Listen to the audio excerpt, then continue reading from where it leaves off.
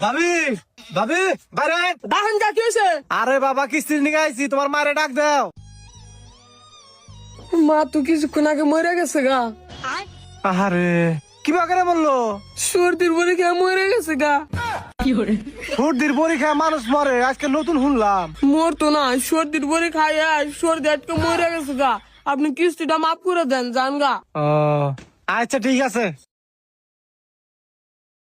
High রে শালারা খারাপ, কিস্তি দেওয়া না দেখে নিজের মায়েরে মায়ের আলাইছে। আজকে কিস্তি না নিয়ে যামই না, আজকে রাত 1টা বাজলেও কিস্তি নিয়ে যাবো।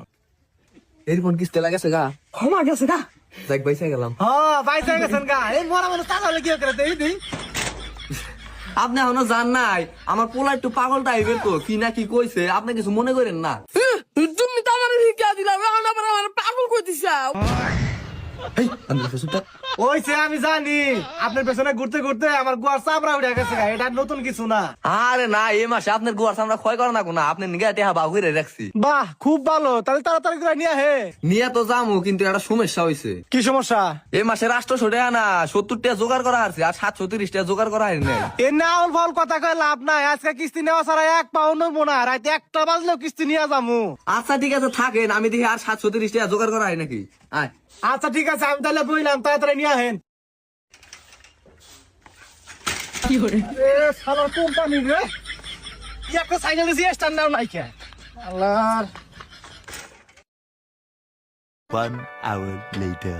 এই বেটি গেল কনে? 1 ঘন্টা ধরে বয়ে রয়েছে, আনা না। আমার আবার আরো 10 বছর কিস্তি চলা লাগবো।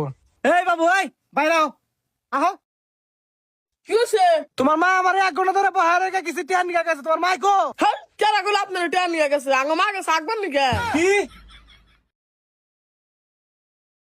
এই বেটি এই বেটি আপনি 1 ঘন্টা ধরে আমার কিস্তি টিয়ান নিয়ে বহার রাখছেন। বাইরে এই বেটা, আমি একবার নিয়ে গাইছি বয়ে থাক। আচ্ছা ঠিক আছে, কিস্তির টাকা নেই না, আজকে আমি যাবো না। এই যে এখানে বইলাম।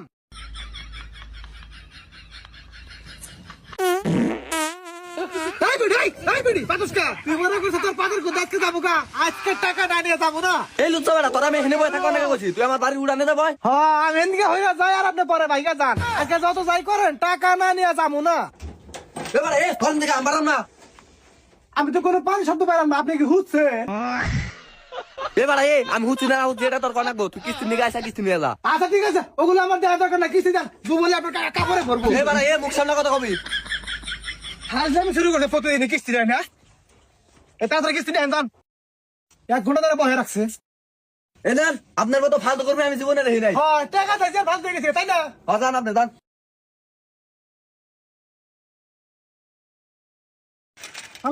সব মানুষের ফালতু, সব ফালতু মানুষের লোন দেন হয়েছে। কিস্তির দিকে খেতে খেতে ঘোরা লাগে। চাকরি আর করবই না, সামনে মাসে চাকরিটা ছেড়ে দিব। এসব আর ভালো লাগে না। এই ভাই আপনি কিস্তিতে দেওয়া দেখেন ধান মানুষের কিসের দিকে? হ্যাঁ আমি তো গাইছি। এই ভাই আপনি ফালতু কথা বলেন কেন? আপনি লোন নিয়ে খাইছেন, আবার বড় বড় কথা বলেন। এ লোন দেখাইছে দেখে খেতে আমার কামও করা যাবো না। কাম করবেন না কি করবেন সেটা আপনার ব্যাপার। আমার কিস্তি টাকা দেন। এই বেটা কিস্তিটাকে আমি হেন্ডে নিয়েছি। বাইতে যান, বাইতে আমার বউ আছে, বাইতে গেলে কিস্তিটা দিয়ে দিব। ওরো কিবা করে দিব? আপনি বিয়া করছেন 5টা, আপনার আসল বউ কোনটা সেটা তো আমি জানি না। আব্বা তুমি 5টা বিয়ে করছো আর আমি একটা বিয়ে করবার সাথে কিছু করা দিতেছো না।